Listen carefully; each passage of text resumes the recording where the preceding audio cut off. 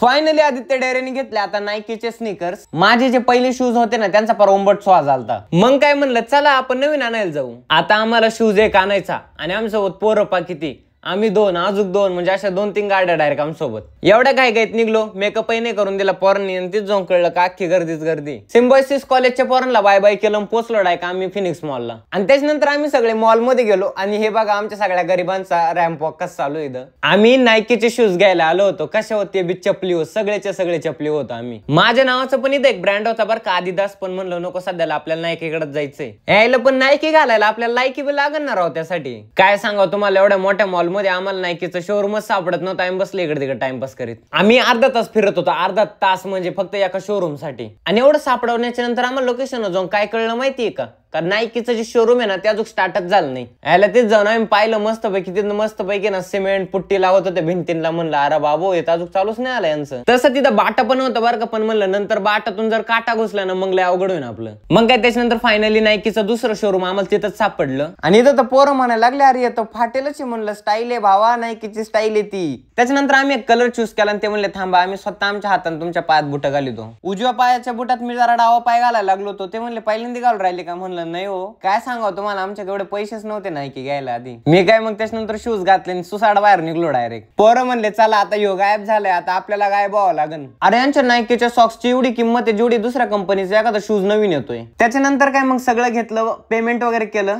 आणि त्याच्यानंतर काय मग परत आमच्या गरिबांचा थोडा रॅम्प वॉक सुरू झाला। चला आता जो पण माझ्या स्नीकरचे ना रिअल प्राइस गेस करीन ना त्याला मी फॉलो बॅक देईल। तुमच्यासाठी हिंट असं आहे का ती किंमत आहे ना शेवटची त्याच्यावर 3 शून्य लावावं लागतील। आणि तुमचे पण धन्यवाद आणि माझ्या मित्रांचे पण धन्यवाद, तुमच्या सगळ्यांच्या सपोर्टमुळेच आज मला हे घेता आलंय बरं का। बाकी आपल्या व्लॉगला लाईक करा आणि अकाउंटला लवकर फॉलो करा।